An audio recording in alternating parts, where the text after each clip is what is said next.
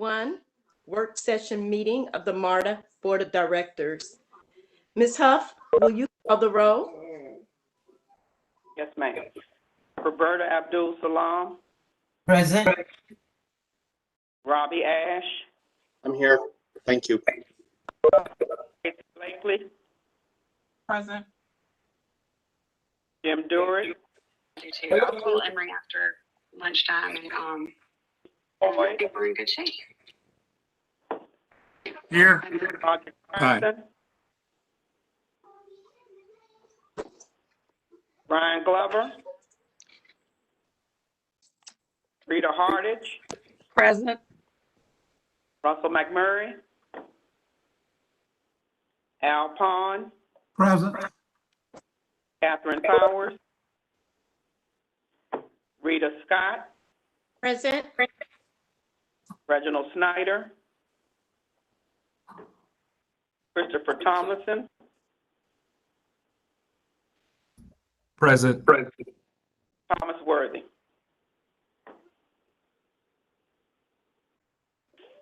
We have 9 board members present. Thank you, Ms. Huff. At this time, may I have a motion for approval of the May 13th, 2021 work session minutes? So moved. This is Robbie Ash. Second is Roberta. Thank you. Are there any no votes? I apologize. Are there any abstentions? The motion has passed. At this time, as we move on to the chair report, there are so many things that I would love to talk about and cover, but I know our CEO will cover them under his report. And so at this time, I amend to Mr. Parker. Thank you, Chair.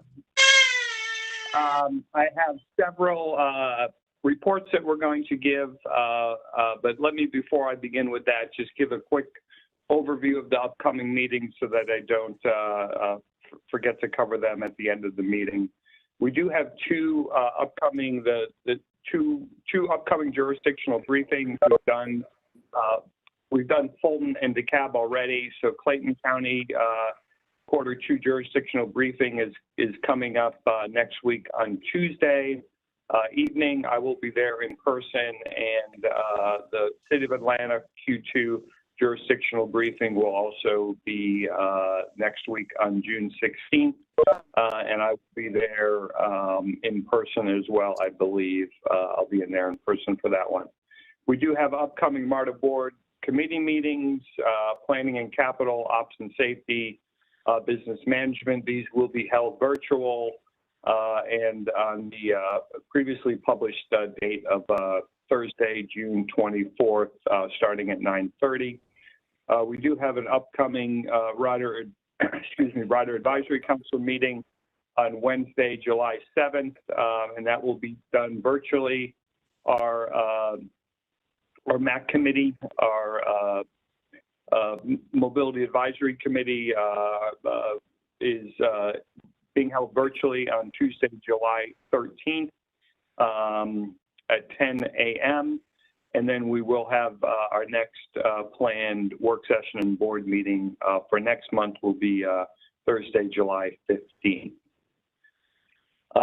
If who's ever controlling the slides can just go to the next slide. We did have a great visit. We were honored to have our USDOT Secretary visit the city, and as you can see, ride MARTA.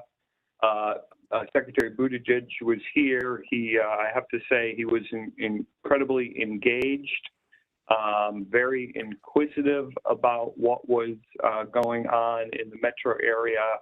And we had a wonderful opportunity. We can go to the next slide. These are just some pictures. Wonderful opportunity to talk to him and his staff about the important projects that we have in front of us at MARTA and in the region. He was well aware of a lot of things that were going on, so he had focused on Metro Atlanta, which was really good. We had an opportunity to not only meet with the secretary, but our 2 U.S.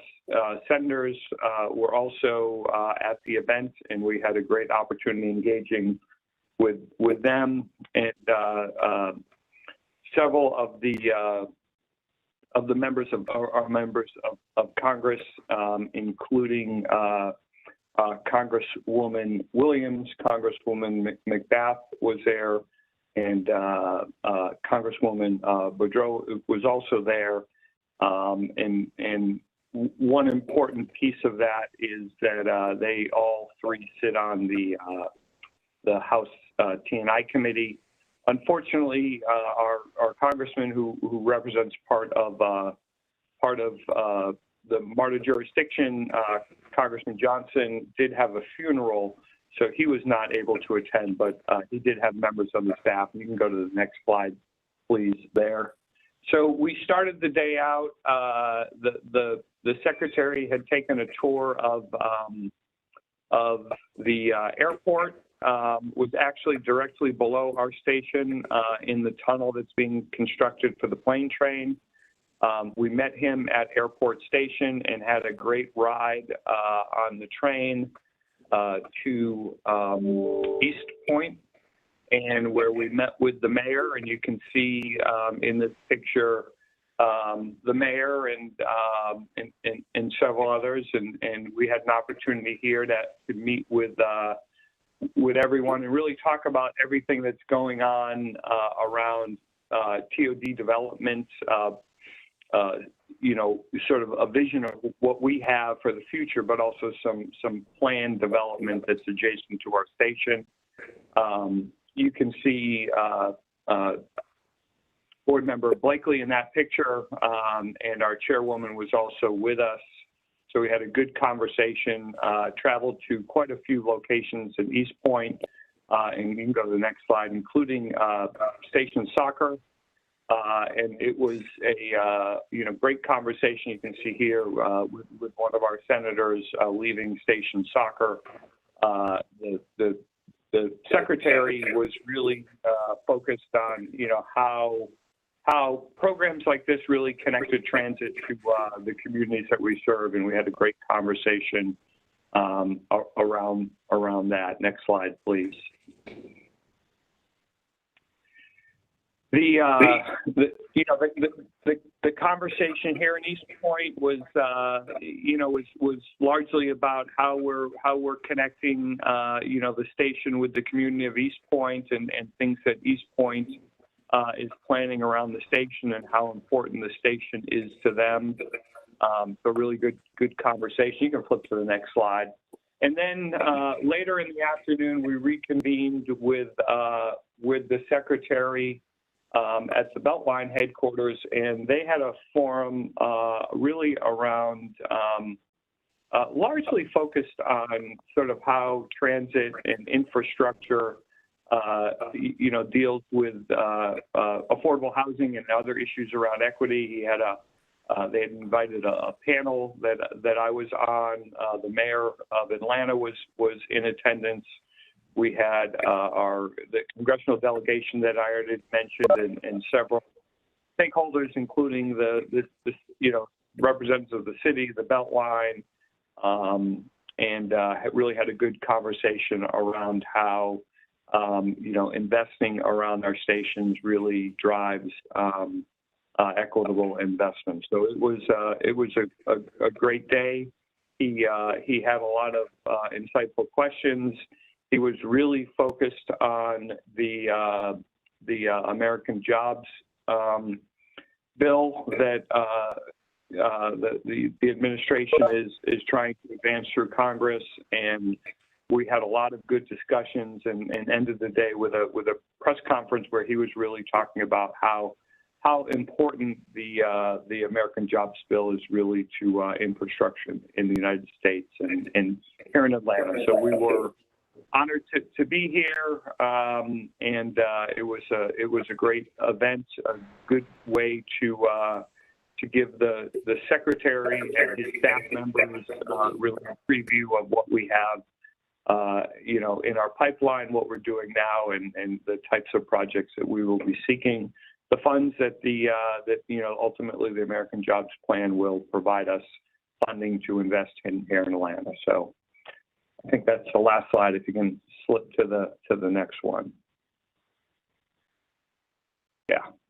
So any questions or comments about the visit? Things that from either of the board members who were in attendance, the chairwoman or board member Blakely, anything that you'd like to add to the conversation about the day? This is board member Blakely, and just to add a little bit to the discussion. Thank you, Jeff. It was a great meeting, and they were extremely engaged, which is exciting for us. And from that meeting, the deputy manager of East Point has engaged with me, and we are actually having a sit down tomorrow because he wants to ensure that we understand as an organization the things that they're trying to accomplish at East Point and how MARTA is integrated into those plans. So just wanted to also make sure that you guys were aware of that East Point is, great. They are truly working to make a difference on the South Side. Yeah. Absolutely. And what we saw for those, I know Stacy, you're very, very familiar with the layout of that station, but maybe everyone isn't as aware of it as you are. But it is obviously, like many of our stations, along a railroad track. And in the way the station was designed, we've got great access to the roadway, which is on the west side of the station. On the east side of the station, there is a railroad track that really provides a barrier. About a block away, there's a up and over that the city owns with an elevator to get to the other side of the railroad tracks. And, there's just some tremendous opportunities for development that the city is actively working with, developers to advance some public space, some development that will, have some accessibility, some great accessibility to our station. Although I do think, and these are the things that we need to continue to talk to the city about, is, how do we leverage TOD at that station to really build access to that east side of the railroad tracks even better? It's just one of those great examples of a station area that has changed over time from when it was built, and now there's need to provide access to to other parts of the surrounding area of the station that just weren't really where they are today in terms of development. So it's a lot of exciting things going on down there. Madam Chair, may I ask a question? Go ahead. Jeff, correct me if I'm wrong, but wasn't the East Point station where we planned on doing the transfer from the commuter rail from Clayton County onto the trunk of the heavy rail system? And then I guess that's gone by the boards now that it doesn't look like we're doing commuter rail in Clayton County, but just trying to remember, because that was in my memory about how we were going to make the East Point TOD so big and bold, was that it was going to be a multimodal station. Yeah, but absolutely agree with everything that you said, but there is just particularly Ms. Blakely, do I have it right? Wagon Works is the name of the development that's sort of on that side. It's has very limited access to MARTA, is very, very close to the station, but not the easiest place to drive in particular or walk. But there's just a lot of robust development going on in that area that is really exciting, and better access is going to add to that density around our station. Hi, Jeff. This is Rita. I'd like to add, it was a great visit. For me, it was very exciting to see the growth. It's been quite a bit of time since I visited that area, and I could see the need for growth, and I could see how the East Point area is progressing. And I think the elected officials that were there, I know Congressman Johnson, as you said, was not able to attend, but he is very much engaged and working with the other elected officials to make sure that we push transportation and support Georgia.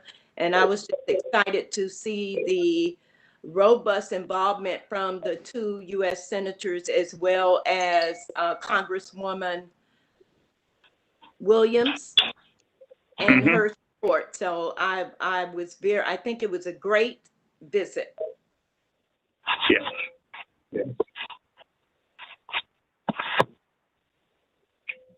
Any more comments or questions about the visit? I'll just sum up that in some of the conversations I had, particularly with the secretary's staff, who was along with him, and I had some separate meetings with them. They are really focused on TOD, affordable housing projects. One of his staff members, one of the deputy assistant secretaries who is along on the trip, is a Georgia native from South Georgia, but very, very familiar with what we've been doing here at MARTA, what the region has been doing around affordable housing. So I think we've got some really great opportunities to to position ourselves for some of the discretionary grants that do come out of the Secretary's office. And I think that that we've got a good strategy focused around making sure that those projects that we're trying to seek discretionary funds for are really advancing, not only infrastructure investments in our transit stations, but also facilitating affordable housing, which I think we've got such a strong track record as an entity under the leadership of the board that's really making a difference in providing affordable housing here in Metro Atlanta. So, all right, I'm just going to spend a few minutes talking about the expansion funding, the potential funding scenarios, give the group an update on what we've been doing since our last conversation. Just to remind everyone, we've had 2 conversations at board meetings, one at a committee meeting, one at the work session a month ago, where, as Raj had laid out, we really have some additional funding sources that give us local funding, and we have put together a potential scenario. I committed to sitting down with the board members, sort of by jurisdiction. That was completed last week and this week, and we had some really good conversations, and want to share with the board what I've heard. First and foremost, it was a very supportive and consistent conversation I had with each of the groups of board members. What in particular I heard was that one is that our projects should align with the priorities of our jurisdictional members. And for the city of Atlanta and for Clayton County, we have clear priorities through our More MARTA program, and the funding that we will ultimately be, additional funding that we'll ultimately be allocating around that will support those projects and be able to make sure that we're either delivering them faster or providing a project that maybe is more robust than was originally planned or could be afforded, or adding projects that are clearly needed. So that was a main focus. In the jurisdiction, DeKalb and Fulton County that have not brought additional funding to the table. The consensus was that, one, we should focus on projects like Atlanta and Clayton County that were in alignment with the priorities of those two jurisdictions and their individual transit plans, or our roadmap for that, the DeKalb County Transit Master Plan, as well as the Fulton County Transit Master Plan. And that, I also want to point out that that one of the conversations that we had, and was pretty clear from the group, is that we should be using these additional funds, particularly in Fulton and DeKalb, to really make sure that they are being used to help bring in additional funds, local funds, whether it's sales tax or things that we've talked about, the real estate-based taxes through maybe SSD or other sources, and making sure that that the whole was bigger. Because ultimately, what is tremendously useful is the more local funds that we have can ultimately leverage more federal funds, and ultimately deliver more projects to Metro Atlanta. The next step that we have in front of us is to work with the 4 groups of board members and reach out to our jurisdictional partners and provide a update and a briefing to them about what we're thinking about, and making sure that we have alignment so that we can ultimately build these individual projects, priority projects, into our capital budget, and begin to advance an even bigger portfolio of projects. I do know that connected to to some degree connected, not entirely connected to this conversation, is the ARP funds. I do want to, as I've shared recently with the board, the plan is that the money will get allocated directly to MARTA. It's our intention to although we do have a need, and that we've laid out in the budget for some of the ARP funds to go to our operating budget. The remainder of that money will largely go to capital projects. And really what I want to do from the conversation from here on forward is we talk to our jurisdictional partners, talk about the outcome of the investments, as opposed to focusing on the sources and uses of money.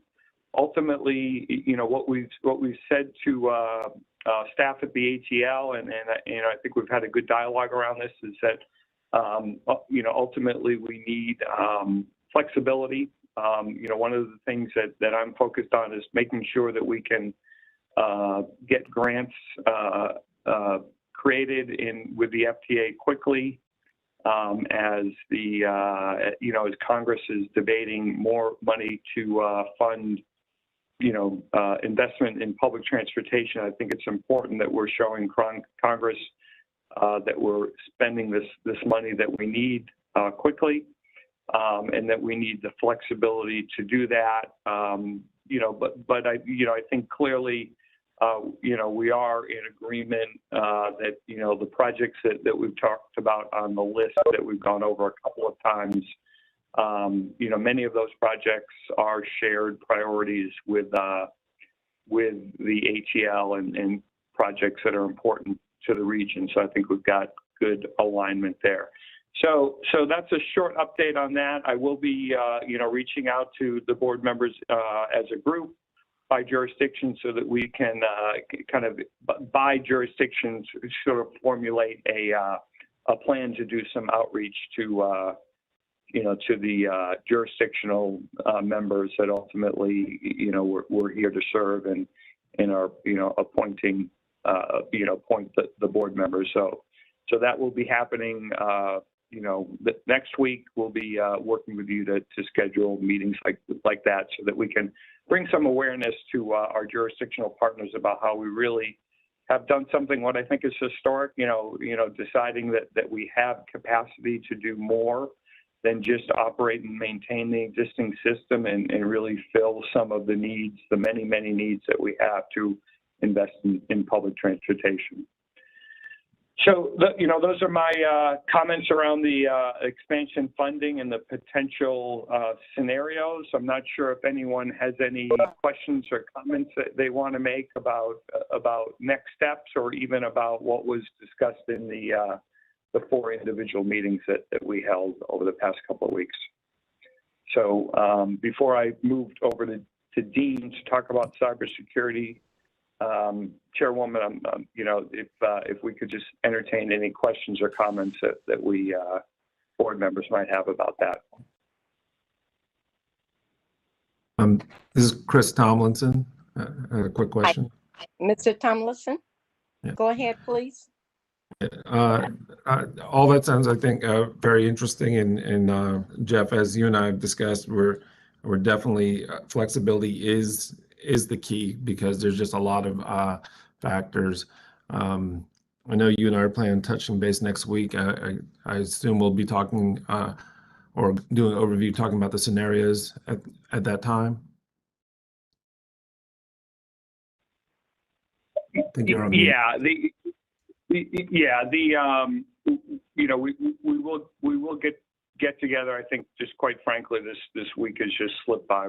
Chris and I did talk on I think Friday about this, and we need to get together because there's ultimately a need for the ATL to put together help me, Chris. The first P in POP is a project. Program for the projects. Program of project. Thank you. So this is a something that ultimately feeds into the TIP, which is required. We can't enter into a grant on any projects without using federal funds without them being on the TIP. The program of projects is one of the ways that we drive and create the funding scenarios for the TIP. So we do need to work out some details around this program of projects, so that, as Chris said, the scenarios are defined so that a program of projects can be laid out and then fed into the TIP. So we do, and we can get that meeting set up. I think we need to do that early next week. Yeah, and so I was trying to do it in the form of a question. Really, the point I was just trying to make to my fellow board members, and everyone's real busy. Actually, we are set up next week. We have a meeting, and I just wanted to again reiterate the point. We recognize the need for flexibility. We're just trying to do things in lockstep, and so we are actually talking next week. And I think we all share the goal of, we want to see this region and all of its recipients, including MARTA, receive, I'm going to put it this way, at least our fair share of federal funding, if not do better than other regions and other states. So look forward to the conversations, and really just want everyone to know we're all continuing to talk, communicate, and work together to get the best outcome that moves projects forward in general. So thanks, and I think I've taken up enough time, so I appreciate it. Thanks, Chris. Madam Chair, may I say something?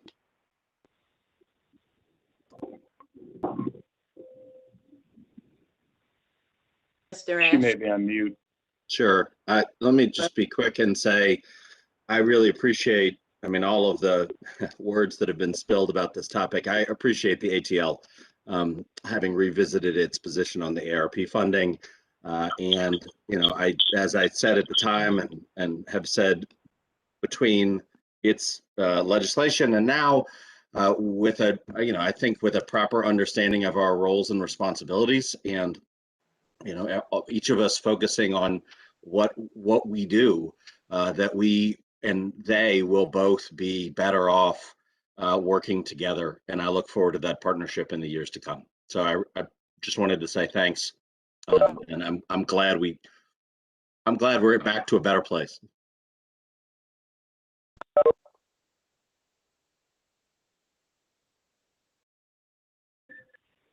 Thanks, Robbie, and I share that sentiment. Let me move to the last item that I have on my report. I'm going to, in a minute, you can advance the screen in a minute. I'm going to ask Dean Malice to give us an update on where we are with cybersecurity. You know, this is an item that we've talked about some. And, you know, maybe this presentation could have been a presentation that we had given at one of the committee meetings. I did think that, you know, this is a timely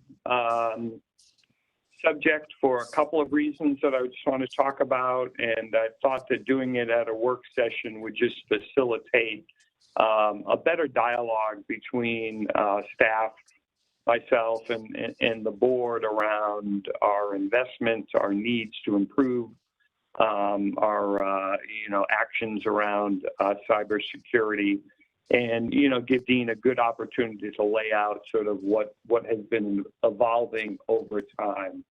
But let me just for a brief second kind of set up two issues. One is that we you know, we daily, you know, open a newspaper, and every day we see you know, some form of cyber attack. You know, it's affected our federal government with the SolarWinds attack. It's affected, you know, Fortune 500 companies. It's affected, you know, cities. It's so important to us. And, you know, and so this is you know, an issue that is impactful to businesses, and something that we need to do an awful lot to mitigate. But I think that you know, while all of those attacks are just increasingly concerning, you know, I think one of them in particular, and that's the you know, the Colonial Pipeline attack, and how it, you know, how it has affected or how it did affect our infrastructure, and the impacts that you know, we individually felt in our region, and regions around the country felt by a you know, malicious cyber attack of a private company. In this case, that provides some critical infrastructure to you know, to the East Coast of the United States, and, you know, has an impact on how we do our business and how many others do their business. And so in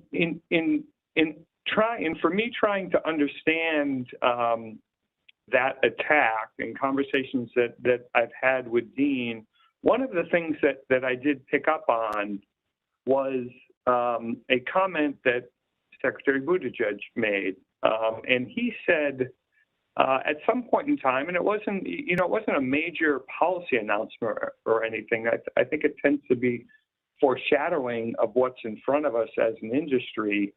He made the comment that he doesn't want to see infrastructure projects going forward that aren't considering cybersecurity as part of you know, delivering those infrastructure programs, and you know, amen. I think we all agree with that. But the question becomes is what form does that take? And so Dean and I had several conversations about that, focused on MARTA, and we had some conversations here with staff. But I also reached out to APTA, and offered to APTA, and really, well, first started with, you know, this is what I heard. What do we think as an industry is coming down our way? And I don't think there's any clarity around what's coming down our way in terms of oversight related to cybersecurity. But I get this sense that there's this overwhelming sense that something, you know, is likely to happen in terms of oversight in the transit space. So I had suggested, I think many of you know, I serve as the chair of the APTA Rail CEO Committee, and I had a conversation with several of the APTA staff members and put in place, we're going to host the Rail CEO committee is going to host a webinar around cybersecurity, because I think as an industry, we need to get sort of more lockstep around what we're doing individually as agencies to get ahead of and prepare ourselves for maybe some direct federal oversight of what we're doing in terms of cybersecurity.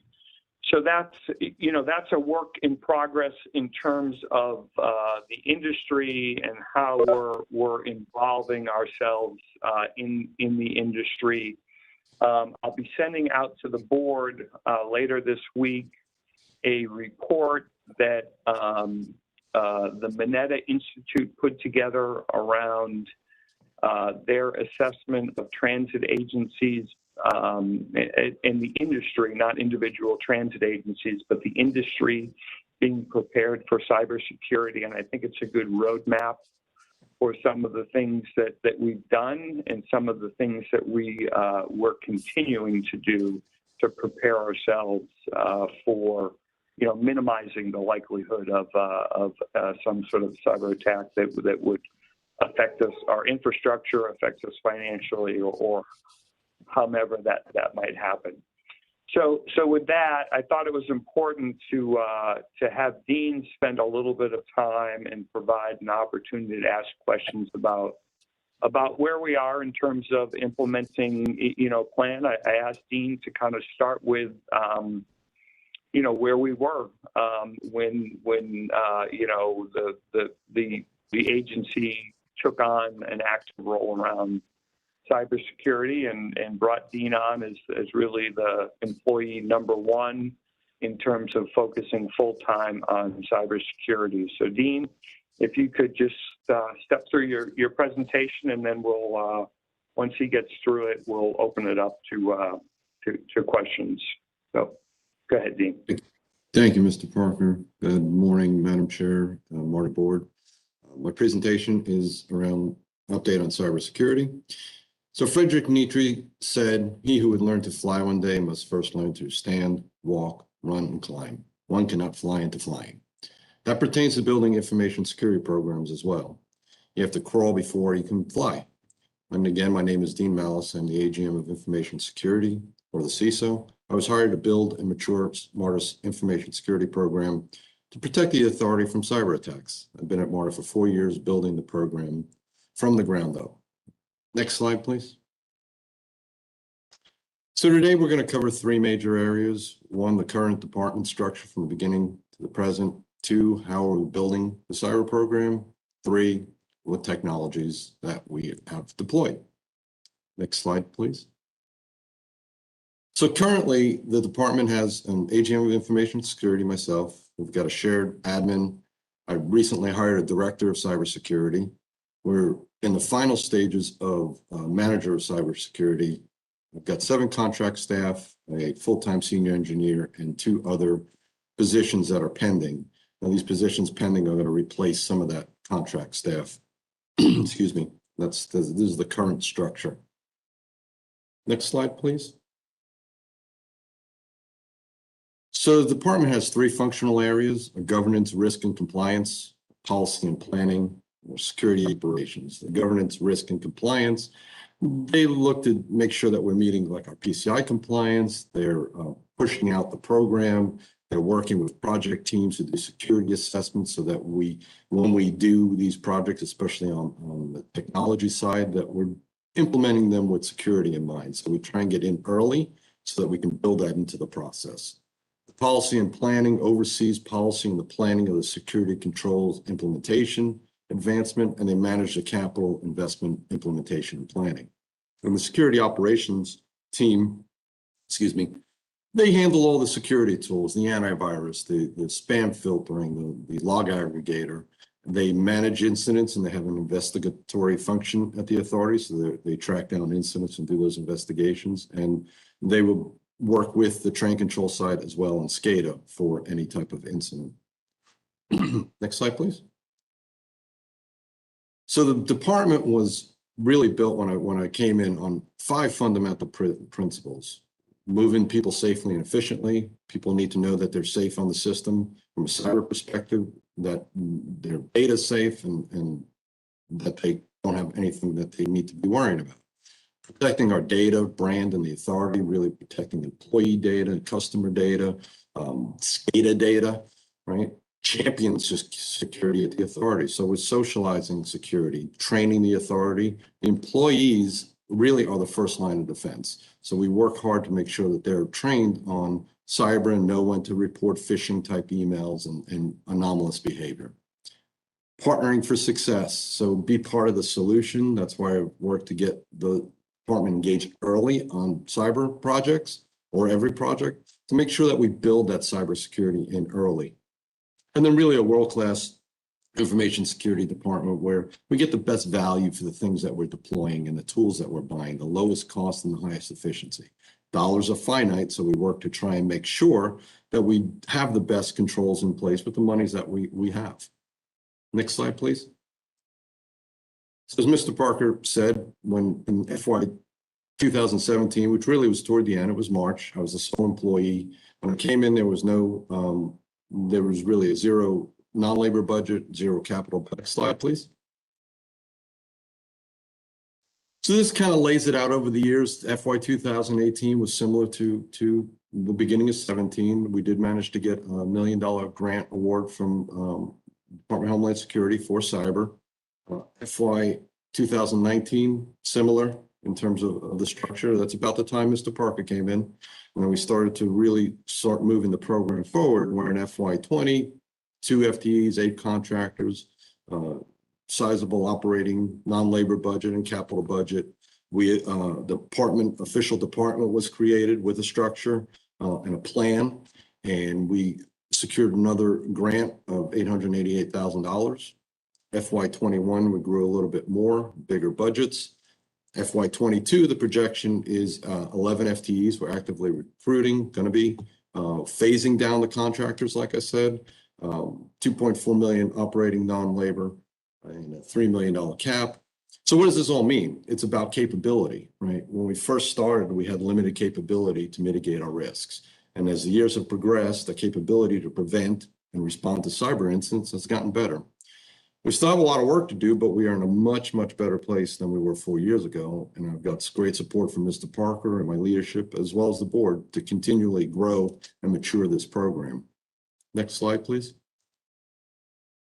So we're in the program building phase, right? What framework are we using? Why do you need a framework? Well, the framework is the structure around which the program is built. It's just like building a house. Excuse me. Next slide, please. So we're using the NIST risk management framework. NIST is the National Institute of Standards and Technologies. I don't like to read slides, but I'm going to read this one because I think it's important and it says it really well. So the risk management framework provides a comprehensive, flexible, repeatable, and measurable 7-step process that any organization can use to manage information security and privacy risk.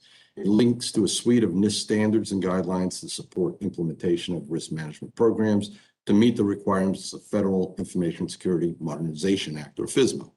So who's using RMF? Transit authorities. Well, MARTA uses it extensively, and they've got a very mature cyber program there, and I interface with their CISO quite frequently to kind of pick his brain on things to do, because they're much more mature than we are. Nuclear plants, private sector, government agencies, other critical infrastructure. Insurance companies are asking the question, as we do the underwriting for our cyber security policy, they've asked the question, are you using NIST framework? And we are. So if you look at the graph, you'll notice that it's only 6 steps, because really the first step is the planning phase, or the getting ready phase. And it's a very methodical system here, where you categorize your systems, whether they're high, medium, low.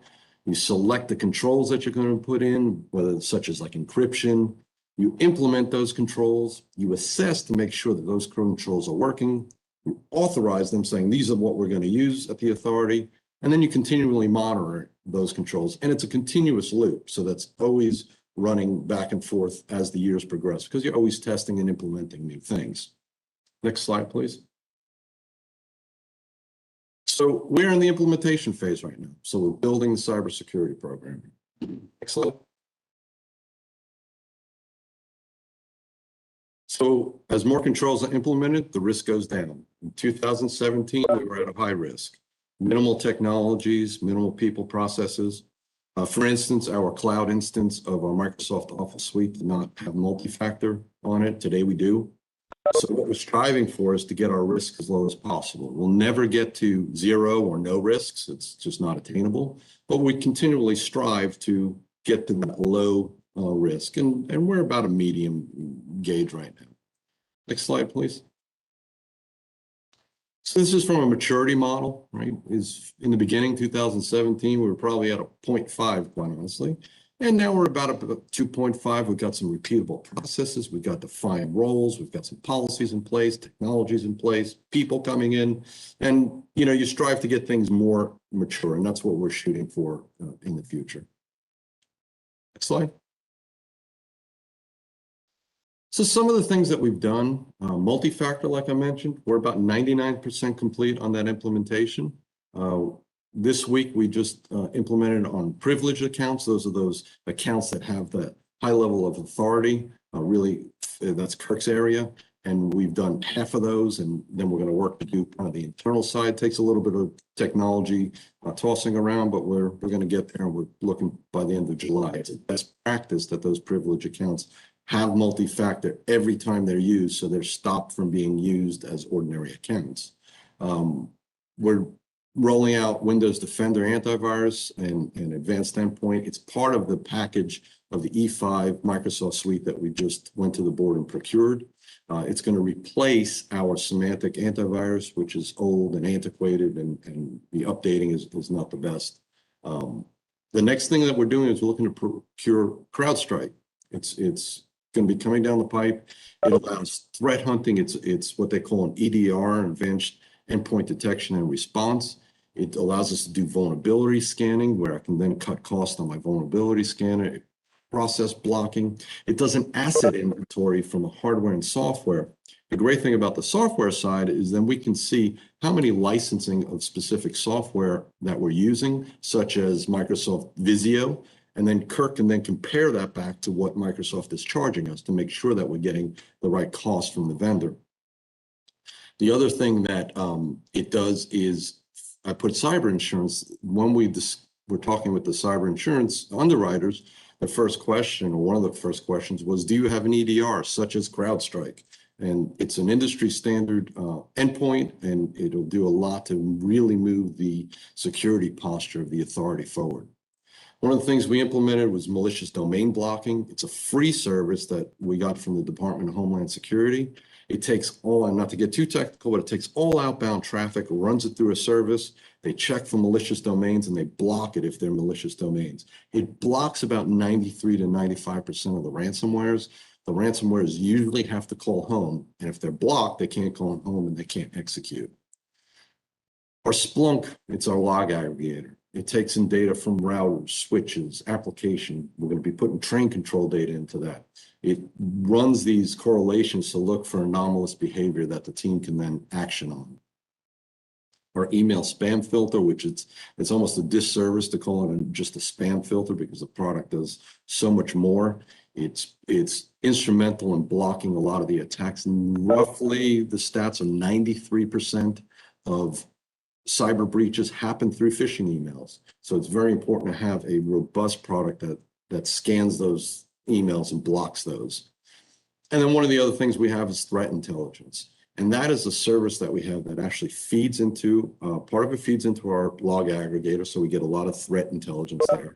They also do dark web searching to see if any of our accounts have popped up that have been breached in other breaches. So like LinkedIn was breached, and we got a list, as people tend to use, and even though we encourage, tell people not to, people sometimes will use their work emails when they sign up for these services.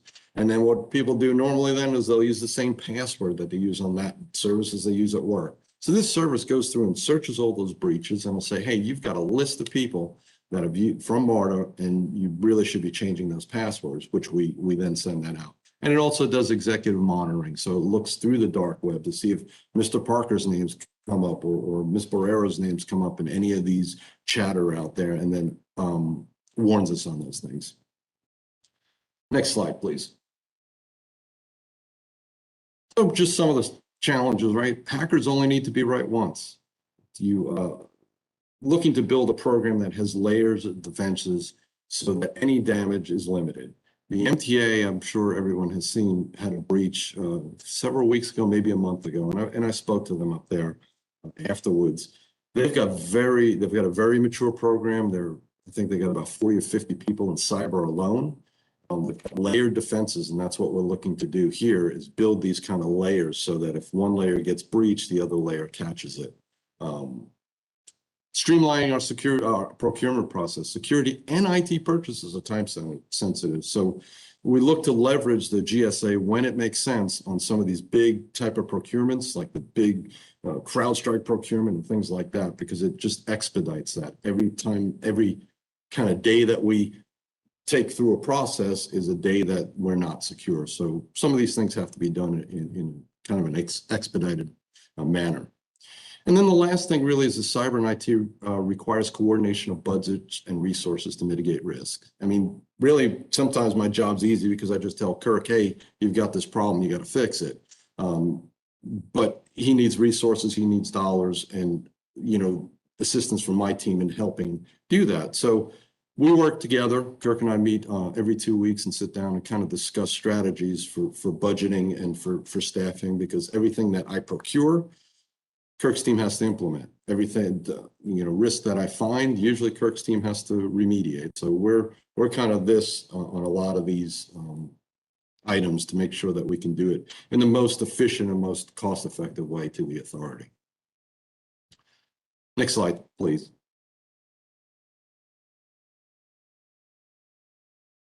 So we covered current department structure from the beginning to the end, what we're building the program on, technologies that we've deployed.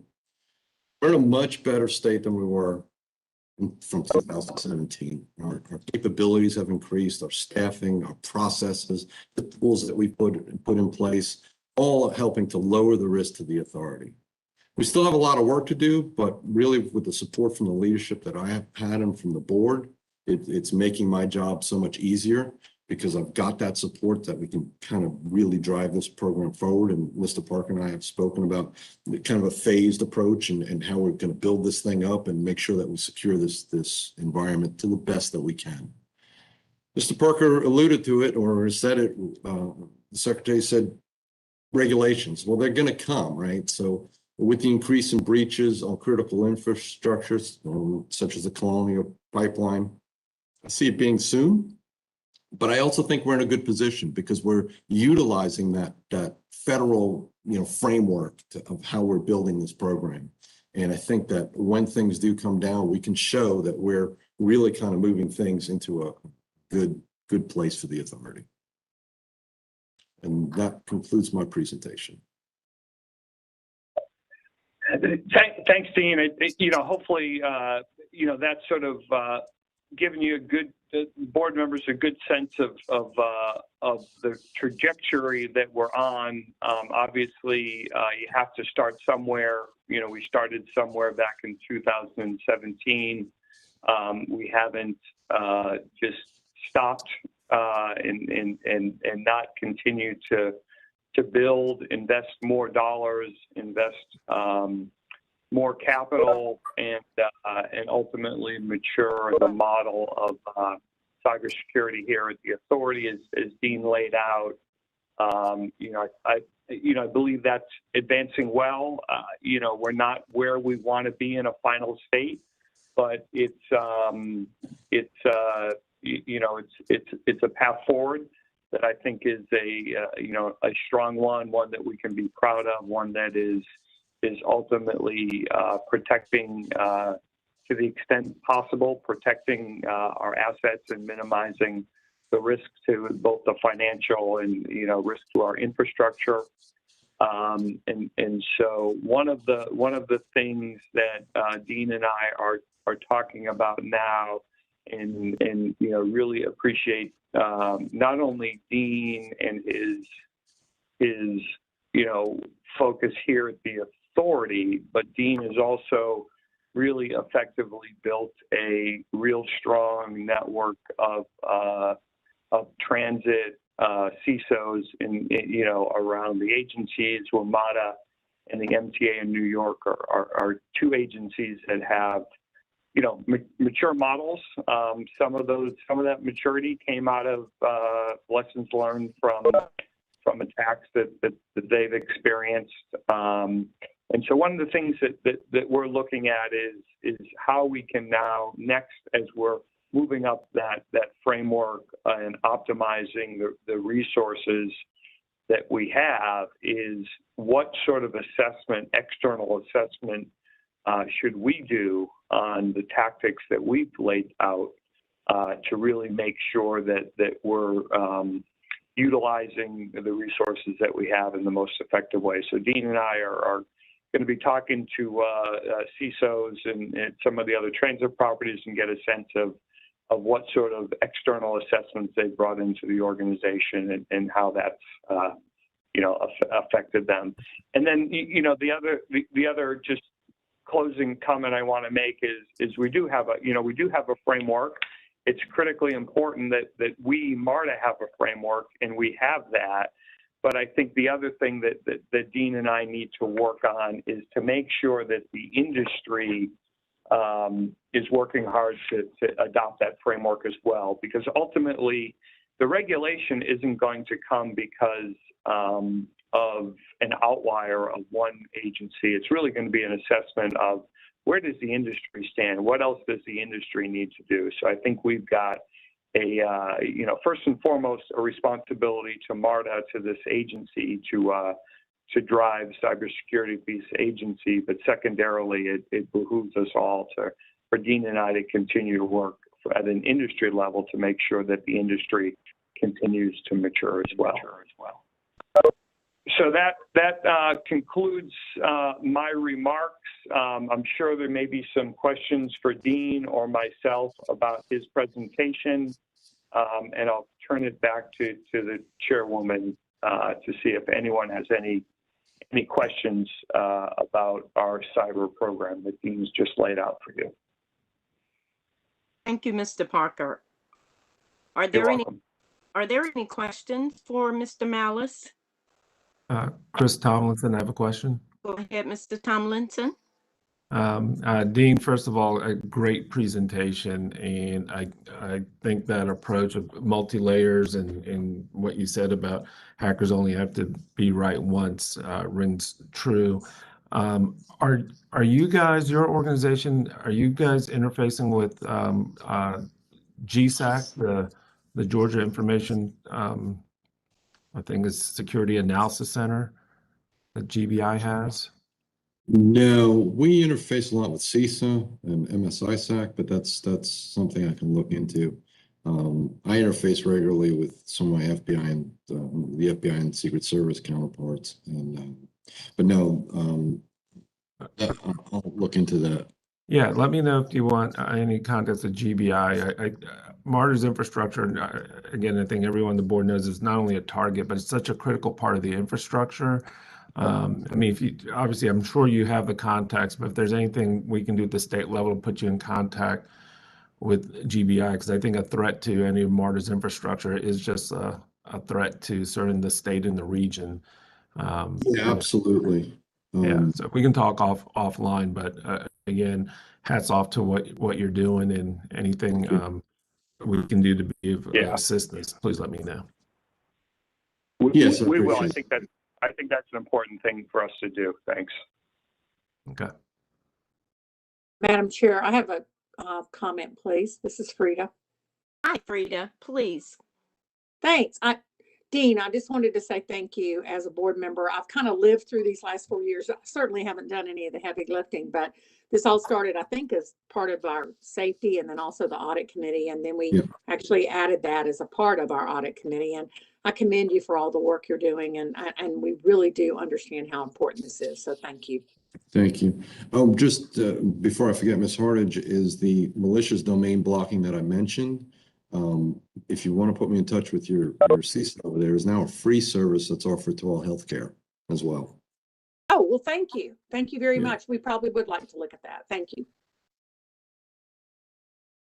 Are there any other questions or comments for Mr. Malice?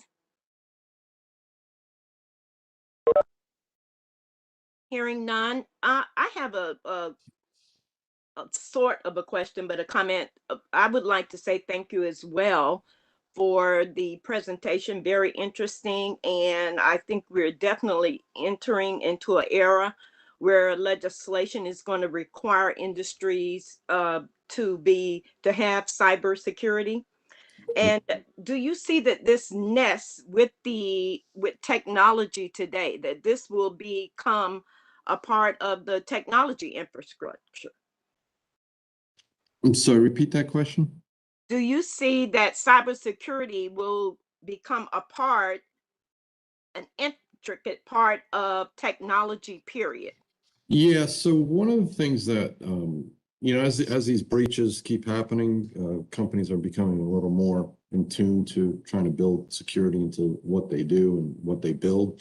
One of the things that, and we actually have a meeting today, which I'm actually sending the directive to because it's during this board meeting, is the transit agencies. We spoke last week, and we're getting together to put together basic requirements that the vendors really need to be meeting when they deliver us products, because a lot of the critical infrastructure products get delivered with minimal security in them. So we started talking and saying, well, instead of just going as, a MARTA or a MATA or MTA or any other agency, let's get together as a group and say, hey, this is what we need. This is what the industry needs. And we're hoping we can move that forward, but it's going to have to happen. Whether, how fast the industry is going to be dragged into it, that's actually a really good question, because, security unfortunately costs money, and to build things securely, sometimes costs a little bit extra money. Well, thank you. I think that's very important, especially in light of where we are located and with in light of the continuing education and the colleges, the universities in our area, that if we find a way even to partner to make sure. I was thinking specifically about the technology bill that passed out of the General Assembly, HB 762, that calls for the partnership with the authority.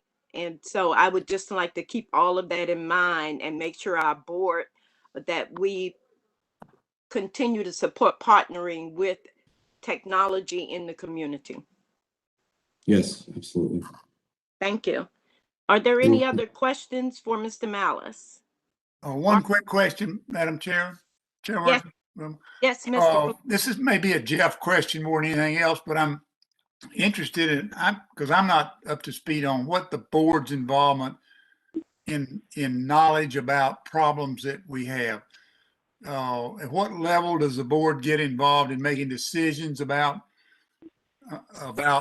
what to do or how to do things, and what should we expect? And I'm not asking an answer right now, but it seems to me that at some point in time, there may need to be some sort of policy statement about how we deal with intrusions or efforts. And I'm not sure exactly what I'm asking, but at some point in time, you may come to the board and ask for permission to pay a $10 million ransom note, and I'm not sure where we fit into all this. And I think that may be a question for another day. Yeah, no, but unfortunately, we'll be in an evolving answer, right? That I think we all understand that we understand the art of cyber attacks as they are today, and their sophistication and their complexity, is advancing substantially, right? And so we've got to react to those things. But first and foremost, I think the board, and this is my opinion, is really well engaged I'll be honest, I was in a real positive way, really surprised how engaged at the audit committee the board was about tracking and understanding risks around cybersecurity. So I think that, you know, organizationally, one of the strengths that we have, and you know, I don't know quite how it fits into the model that Dean has shown, is that we've got, you know, we're having a discussion from the board all the way down through staff around risks around cybersecurity, right? It's not something that staff is holding close to their chest. It's not something that only lives in Dean's world, right? And I think that in many organizations, it simply sits with a CISO and doesn't permeate throughout the organization. So I think that's the strengths, some of the strengths that we've had. You know, I mean, maybe we need to, you know, have more of an offline conversation.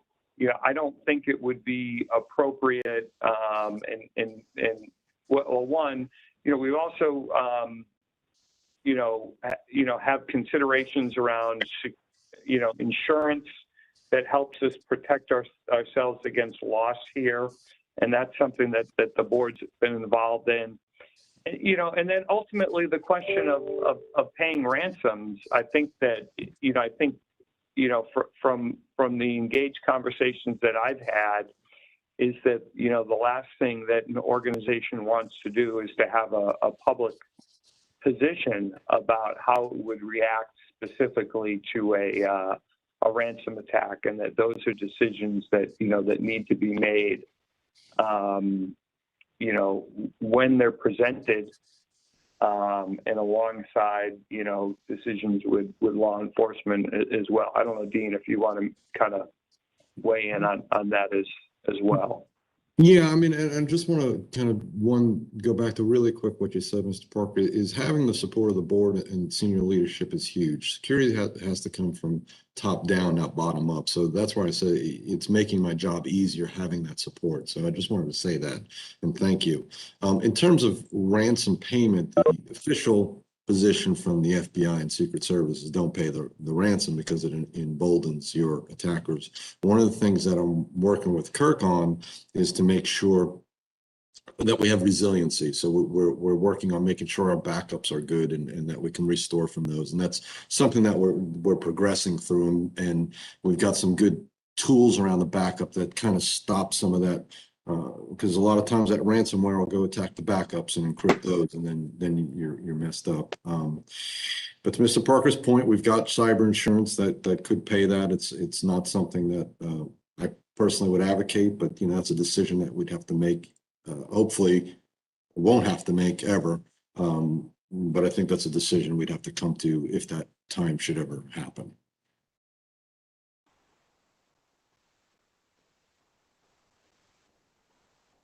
Does that help with your answering your question, Bill? Well, yeah, I understand that. I think the question, I think, is a general question about, do we have a policy about how we deal with this stuff? Do we need that? Do we? I mean, well, I think I think in terms of paying ransom, I think I think our policy is to align ourselves with law enforcement's recommendation, and that's not to, pay ransom.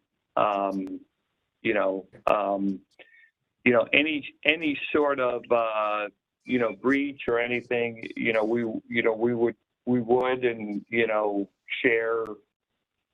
share information with the board. Obviously, some of this stuff is needs to be talked about in a way that doesn't provide any additional risk. And I think we've got particularly because of the openness of discussing risks at the audit committee, I think we've got a good forum to have conversations like that. I'd like to say if, but it's probably more like when they arise more than if they arise. So, yeah. Well, and I think the more than ransom payments, I think the awareness, and it's certainly, I'm not advocating public discussions about any of this stuff other than what we're doing right now, but I think there needs to be a little better understanding from the board perspective about how much if in fact we are, we have these intrusions, how much do we need to know about that? Or do we need to know about that kind of thing? And I'm not looking for an answer for it right now. I'm just questioning whether there is an answer out there somewhere for a position Well, or a way to deal with this kind of stuff. But what I would say is that at least since I've been at MARTA and it existed the day I started here, so it predates me. But the audit committee has been and will continue to be the forum to discuss those risks and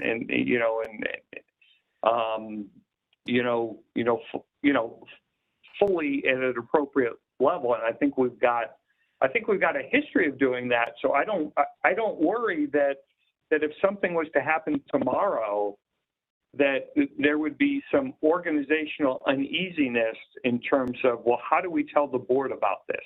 Should we tell the board about this? What do they need to know?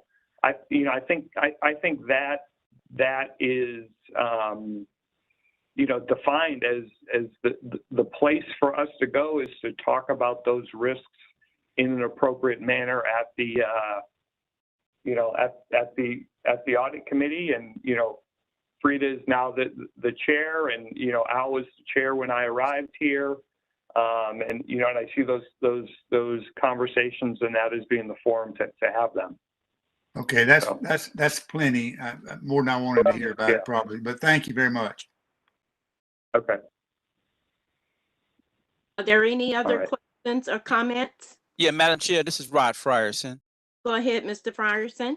Yes, I do want to say yes, that to your point, Jeff, the audit committee is where we've had those really hard discussions about our security and our coverage and about the audits that we are doing to see if our system is secure. And we've had these and ever since I started on the board, we've had those hard conversations and about just where we are in terms of our security wide. And those conversations have been not only with Dean, but also with Kirk Talbert and other directors concerning it. So I think that if it's a problem, we would know about it before it even gets to this level of the board, and we'll be able to talk about what we're going to deal with it. So I want to thank the team for their collaborative effort in making it happen. But that is a committee where we can begin to reconcile these issues. Yeah, thank you. Thank you, Mr. Frierson. Any other comments or questions? I do not hear any more, Mr. Parker. All right. Well, I've already covered the upcoming meetings, and that concludes my report. I do know, just as a reminder, I do know that we have a need to go into executive session. So I'll turn it back to you, Madam Chair, and thank everyone for their attention. Thank you. And this is Frida, and I move that we move into executive session for purposes of litigation. Am I correct? You're correct. This is Robbie Ash, and I second that motion. Great. We have a motion and a second. Are there any opposes or abstentions? Hearing none, we will log into the executive session for the purpose of litigation. So board members, look for the invite for that session, and let Tyrene know if you have any trouble finding it, and we'll see you on the other end. Thank you.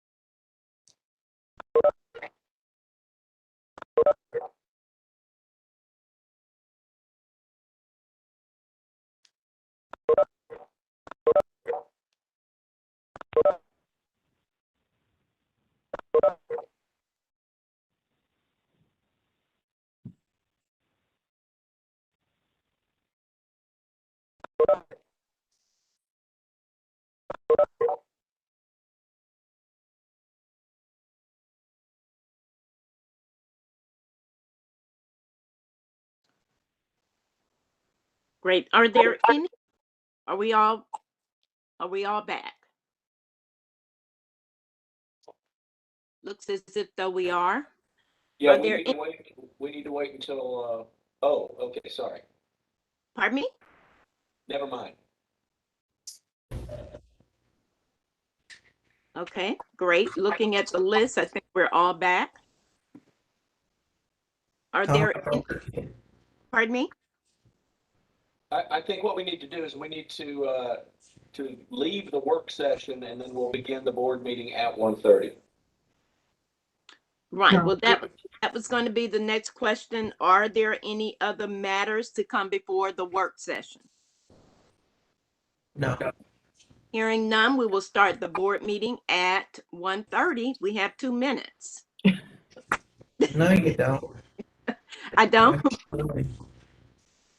We don't have 2 minutes? 1:31. Pardon me? I said it's 1:31. No, it's 1:28.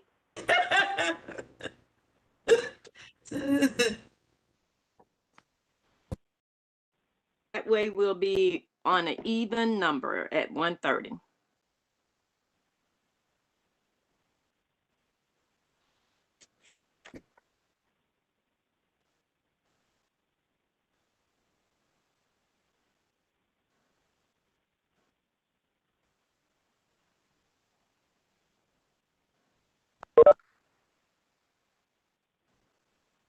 I see we've been joined by Mr. Ash and Ms. Bickley, so it's a good thing we had those 2 minutes.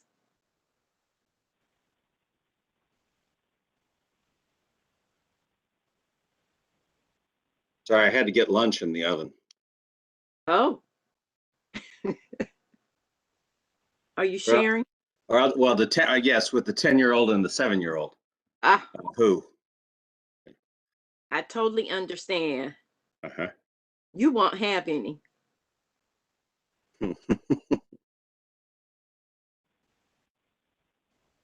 Been there.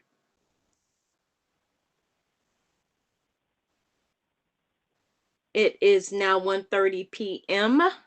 I would like to call to order the June 10th, 2021 Board of Directors meeting of the MARTA Board of Directors. Ms. Huff, will you call the roll? Yes, ma'am. Roberta Abdul Salam, Present. Robbie Ash, Present. Stacy Blakely, Present. Jim Durrett, Present. William Floyd, Present. Roderick Farson, Ryan Present. Glover. I'm present. Present, thank you. Ryan Glover, Frida Hardage, Present. Russell McMurray, Present. Al Pond, Present. Catherine Powers, Present. Rita Scott, Present. Reginald Snyder, Christopher Tomlinson, Present. Thomas Worthy. Present. Have 13 board members present. Thank you, Ms. Huff. At this time, are there any changes or updates to the current agenda for today's meeting?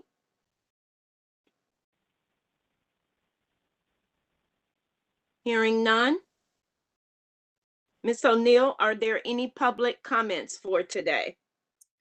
Yes, Chair Scott, we have just one public comment. It is from Jeremy Sharp. It was submitted via email, and it will be forwarded to all of you and also included as part of the minutes of this meeting.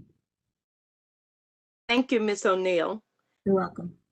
May I have a motion for the approval of the May 13th, 2021 MARTA Board of Directors meeting minutes? So moved, Fine, Mrs. Ms. Ash. I'm sorry, Hartage seconds. Hartage seconds. and who was the motion made by? Who Ash. was Ash? Thank you. Are there any no votes? Are there any abstentions? Hearing none, the motion passes. The minutes are accepted. At this time, we will move for a briefing from the External Relations Committee report. Mr. Ash? Good afternoon, Madam Chair, members of the board. The External Relations Committee met on Thursday, May 20th, 2021, and the committee received two briefings. First, on the MARTA Railcar Preliminary Design Review Public Engagement Strategy, and second, on the formation and rollout of employee resource groups. Madam Chair, this concludes my report. Thank you, Mr. Ash. At this time, we will hear the report of the Audit Committee. Madam Chair, the Audit Committee met on Thursday, May the 20th, 2021, and the committee received the following briefings. MARTA fiscal 21 external audit engagement, our fiscal year 22 internal audit plan, and our internal audit activity. Madam Chair, this concludes my report. Thank you, Ms. Hardy. At this time, may we have the report from the Planning and Capital Programs Committee? Mr. Pond.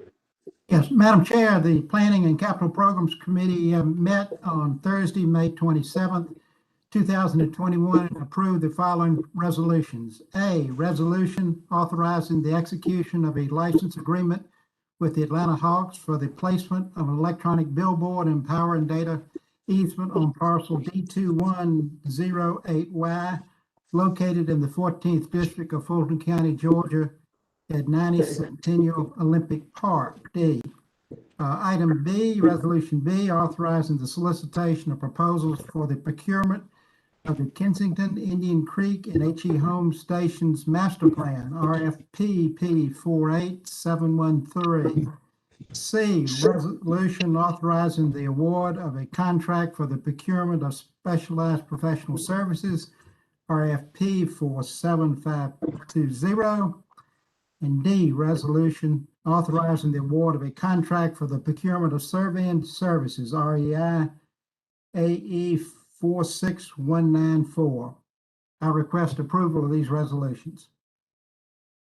Do I hear a second? I second Hartage. Thank you, Ms. Hartage. Are there any no votes for approval of the resolutions?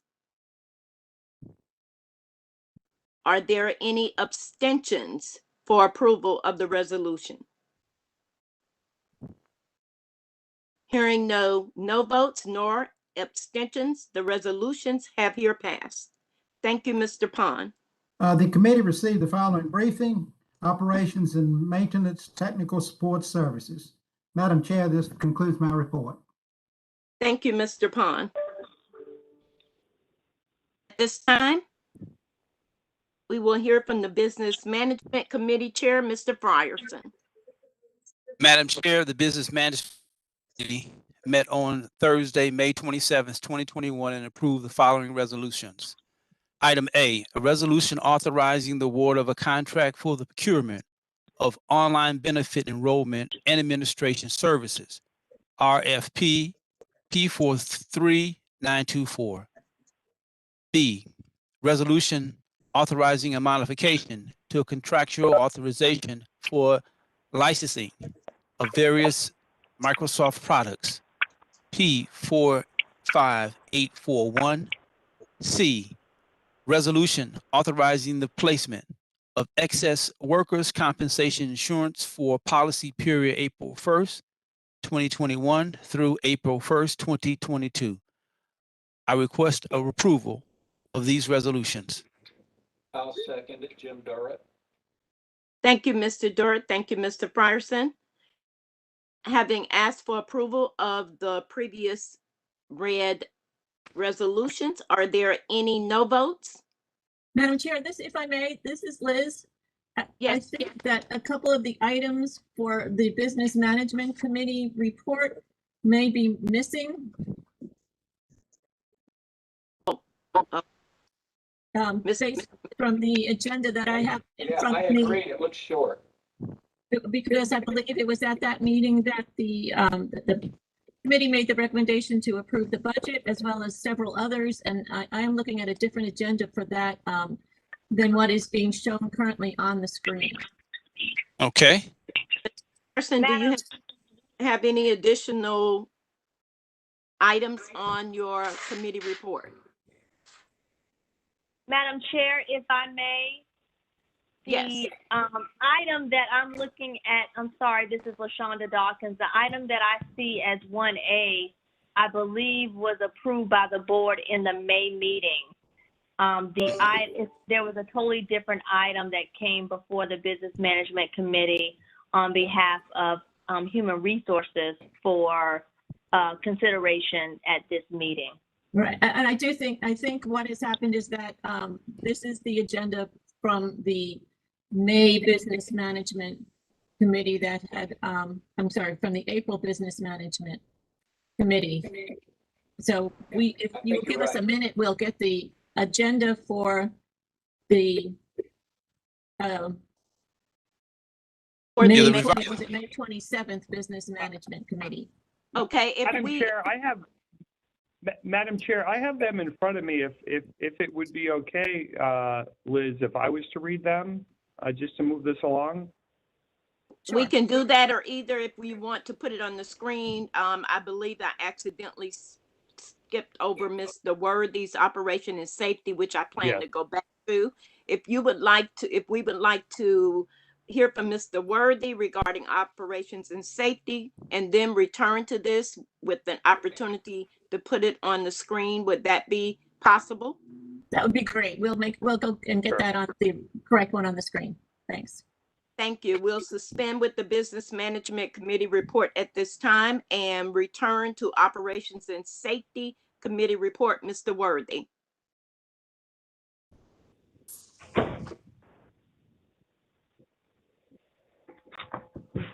Mr. Worthy?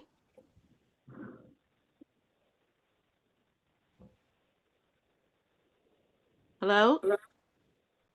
Mr. Worthy, can you hear us?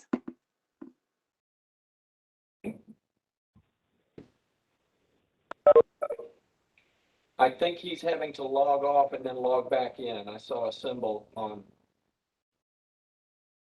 Who is his co-chair? Yeah. I am Roberta. Oh, there you go. Ms. Abdul Salam, would you like to read the committee report for operations and safety? Yes, I can. Thank you. Thank you. Madam Chair, the Operations and Safety Committee met on Thursday, May 27, 2021, and the committee received the following briefings. 1, maintenance of way update, and B, bus maintenance update. Madam Chair, this concludes our report. Thank you, Roberta. I had some technical difficulties. That's okay. Thank you, Ms. Abdul Salam, and thank you, Mr. Worthy. Are we ready to proceed once again with the Business Management Committee report? Madam Chair, can I just make sure of one thing? Please. Because it may be, I just want to confirm that I'm looking at it, but if Liz, if you could also confirm that we have to publish the agenda ahead of time. And I've gone on to the MARTA website and confirmed that these items, which include the resolution to approve the operating capital budget, was included in what was posted to the public. So I just want to make sure that there's no action of the board required to add these to the agenda, that they were proper public notice was given for these actions of the board, and that what we saw earlier was just a mistake in terms of the PowerPoint presentation that was being shown, and that we don't have any issues around public notice. Is that right, Liz? That's my understanding, yes. Everything that was sent out had the correct agenda on it. And I've gone to the itsmarta.com website and pulled up the board documents and confirmed that this document that we have in front of us right here on the screen is what was posted to the public. So we Mr. should be Chair, okay to Madam vote Chair, on that? this is Roberta. Just to also say, in our board package, the one that's on the screen now is what was in our board package. Correct. That's correct. I Correct. agree with Ms. Abdul Salam. I was looking as well. It is Yes. what we received. It is. Thank you. I just didn't want to make a mistake and not have proper notice, but I think we've satisfied that proper notice was given for these items. So Thank you, Mr. Parker. thank you. Thank you all for verifying that information. On the screen, we have page 2. Is there a page 1? It begins at number 6, but That's correct. Before we go here, Liz, what do Rod and I need to do about our motion and second that is already on the table?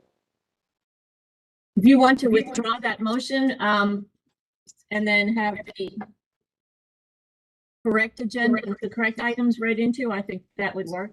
Okay, Rod, you want to remove your motion? Yes, I'd like to remove the motion that has been presented before the board. And I can go along with that. Okay, so it's been properly removed. Okay, so I'll start back from. Is there anyone item- is there anyone opposing the removal of the motion? Any abstentions? Hearing none, that motion has been removed. Go ahead, right. Mr. Ryerson. All right, thank you, Madam Chair. I'm going to read the resolutions from the Business Management Committee. The first item is item A, a resolution authorizing the award of a contract for the procurement of consulting services for group benefit plans, RFP 46683. Item B, a resolution the solicitation of proposals for the procurement of employment voluntary benefit programs, RFP P48735. Item C, a resolution authorizing the award of a contract for the procurement of MARTA contactless smart card fare media, IFB B47281. Resolution, item D, resolution authorizing the award of a contract for the procurement of CCTV and enterprise network switches, IFB B48023. E, a resolution authorizing a modification in a contractual authorization for DocuSign licenses, LOA L4203.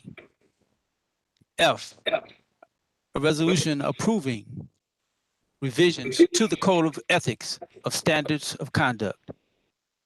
G, a resolution of the MARTA Board of Directors approving a member of the Fulton Technology and Energy Enhancement Authority.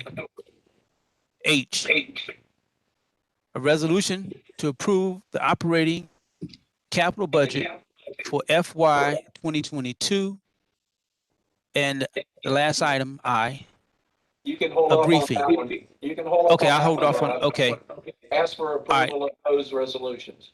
I got you. So Madam Chair,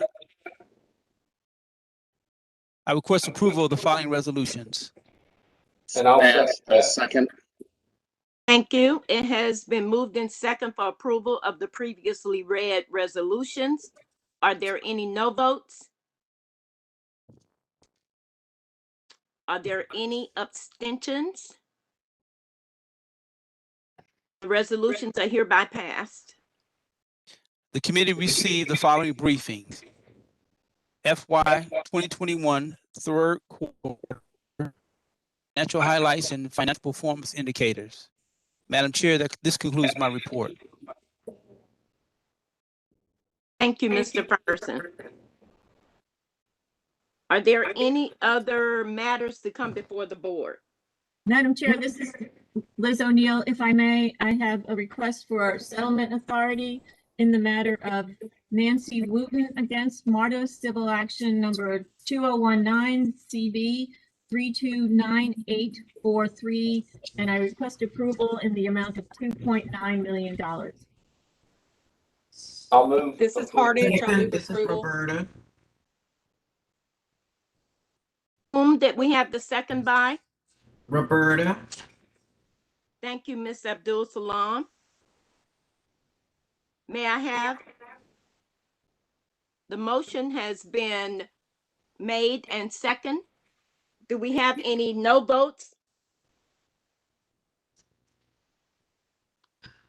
Do we have any abstentions? The motion passes, Ms. O'Neill. Thank you. Thank you. Are there any comments from the board? Are there any comments from the board? Hearing none, I would like to acknowledge a comment. I think it's fair that we acknowledge the passing of longtime City Council member C.T. Martin on last month.